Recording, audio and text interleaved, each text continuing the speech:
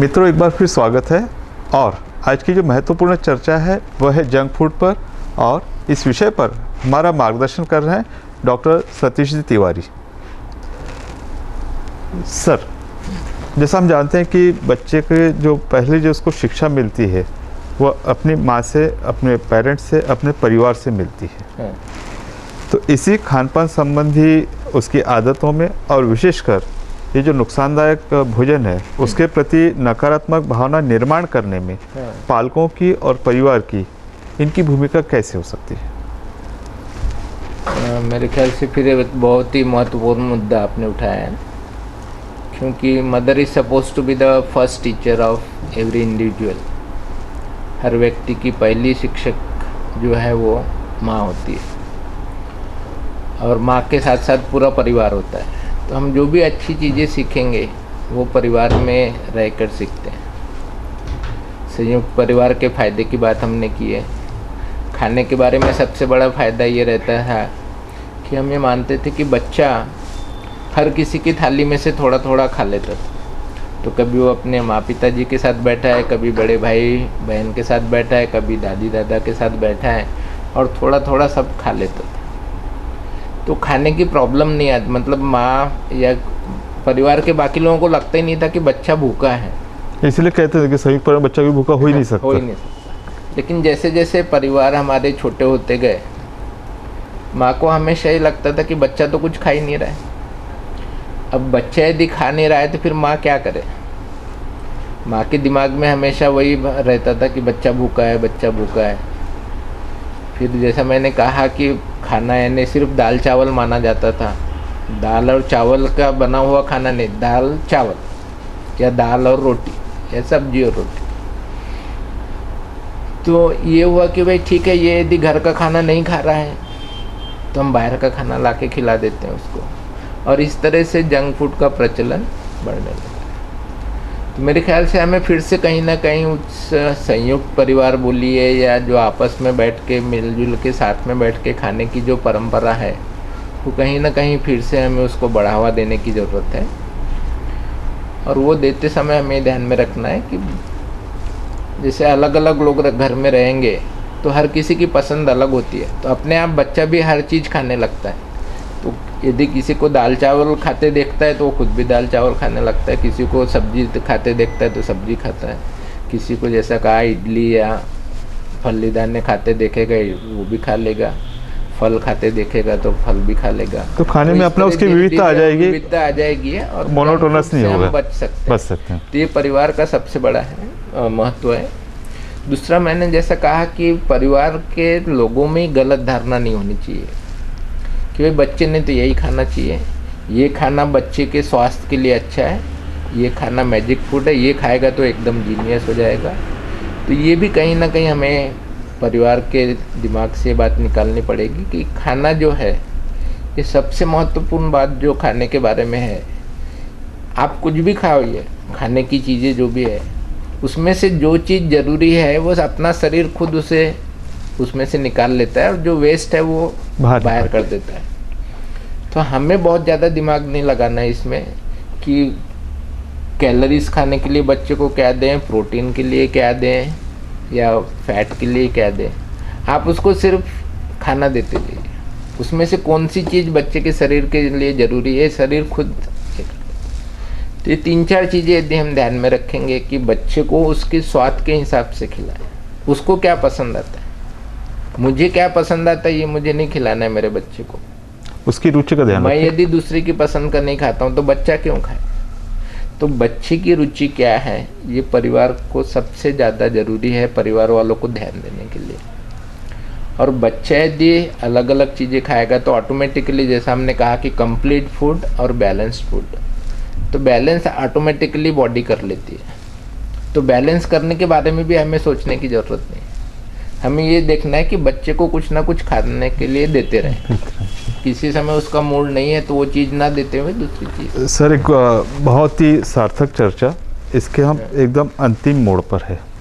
और हमारा जो आम दर्शक होता है वो हमारे एक्सपर्ट के व्यक्तिगत जीवन और उनके व्यक्तित्व के कुछ अनछुए पहलुओं के प्रति उसकी दिलचस्पी होती है।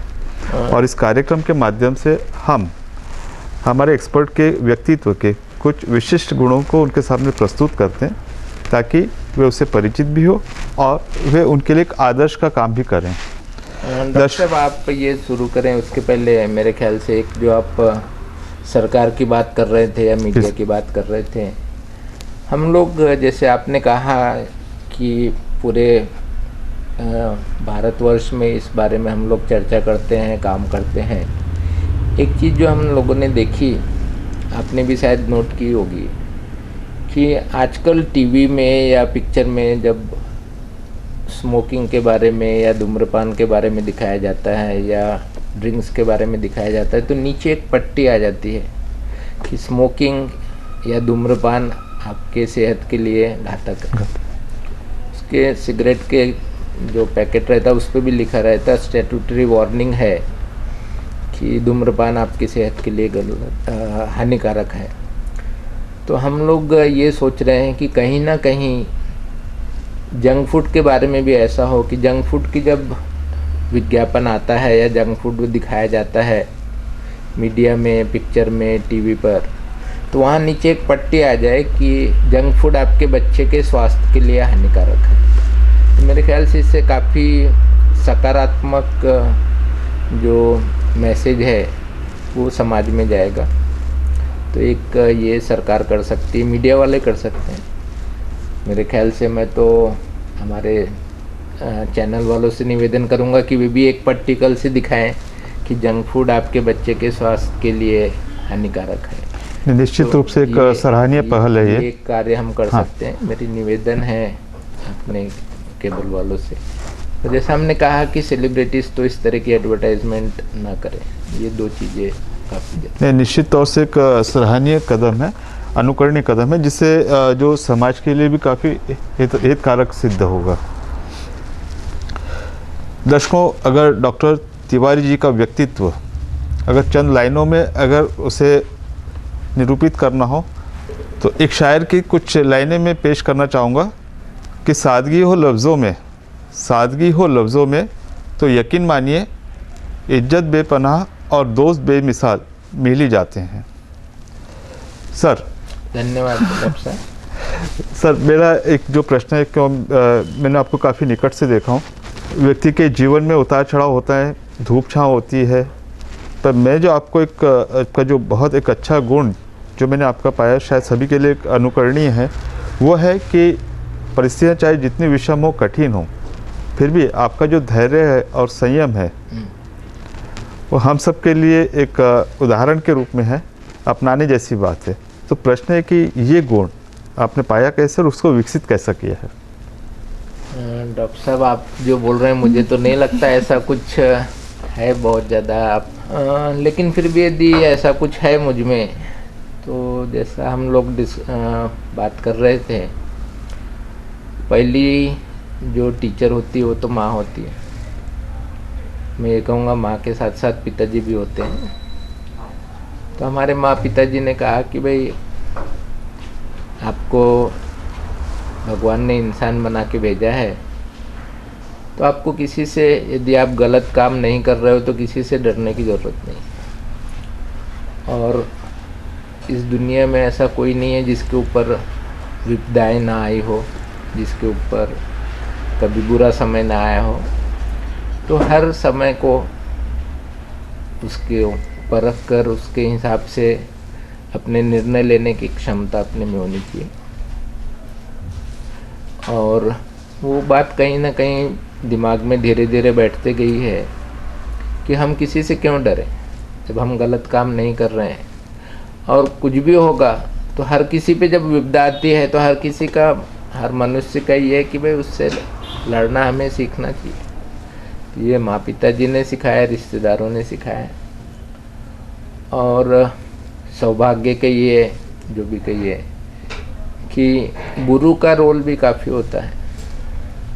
और गुरु, एक तो जो एक्चुअल गुरु होता है उसे हम सभी मिलते हैं कहीं ना कहीं स्कूल में, कॉलेजेस में। तो सौभाग्य से हमें ऐसे गुरु मिले जिन्होंने हमेशा यही सिखाया कि आप अच्छा करिए और अच्छे कार्य करेंगे तो आपको कोई तकलीफ़ नहीं होगी। और कुछ तकलीफ यदि होती भी तो उसे सहन करें ना, उसमें क्या है, हर किसी को तकलीफ आती है। तीसरा जो गुरु, मतलब दूसरा जो गुरु मैं कह रहा था, तीसरा जिन्होंने हमें ये सारी चीज़ें सिखाई वो किताबें होती है। हो सकता है कुछ अच्छी किताबें हमने पढ़ी हो जिसमें ये सारी चीज़ें, और फिर सबसे बड़ा जो गुरु होता है वो समाज होता है। तो समाज में जब हम रहते हैं, जैसे जैसे हमारा अनुभव बढ़ते हैं, कहीं ना कहीं हमें ये सीख मिलती है कि समाज में रह के कैसे अपनी समस्याओं का निवारण करें। तो ये सारी चीज़ें कहीं ना कहीं हमें समय पे सही चीज़ें मिलती गई, और इसलिए सारा जो गलत चीज़ों से लड़ने की जो ताकत है वो कहीं ना कहीं अंदर से आती गई।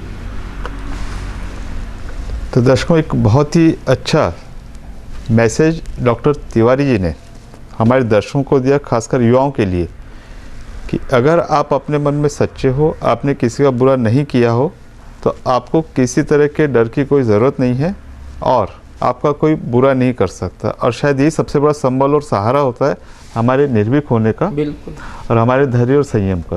बिल्कुल। दर्शकों, आज एक बहुत ही महत्वपूर्ण चर्चा जंक फूड, हमारे आहार से संबंधित हुई है, जिसमें डॉक्टर सत्यजीत तिवारी ने कुछ महत्वपूर्ण मुद्दे हमारे सामने रखे हैं। वे इस तरह से हैं कि आहार हमारे जीवन का एक अभिन्न अंग है, वह न केवल हमारे शरीर के लिए बल्कि हमारी मानसिकता और हमारे आगे आने वाली उम्र के लिए निहायत ज़रूरी है, अनिवार्य है। अगर ये आहार उचित ढंग से हम लेते हैं तो हम शारीरिक, मानसिक और भावनात्मक रूप से सुदृढ़ होते हैं। उसके उल्टे अगर हमारे आहार में कहीं कोई चूक होती है, गलती होती है, तो इसके नतीजे हमें भुगतने पड़ते हैं, तरह तरह की व्याधियाँ होती हैं और शायद उम्र भी हमारी कम हो सकती है। आहार हमने किस तरह का लेना चाहिए, तो उसका एकमात्र उत्तर दिया है कि जो आहार निसर्ग प्रदत्त है, स्वाभाविक है, नेचुरल है, उसका हमने सेवन करना चाहिए। बाहर का डब्बा बंद या बोतलों में बिकता हुआ आहार हमारे लिए निश्चित रूप से हानिकारक है। कहीं अगर बाहर भी जाना हो तो हम उसकी समुचित व्यवस्था करें और हर हालत में घर का ही भोजन करें, जो हमारे लिए भावनात्मक लेवल पर भी एक ममता, सामंजस्य, कोऑर्डिनेशन बढ़ाने में हमारी मदद करता है। मित्रों, कार्यक्रम आपका अपना है। इस विषय में आपके सुझाव, आपकी प्रतिक्रियाएं और आपकी रिएक्शन का हमें हमेशा से इंतज़ार रहा है।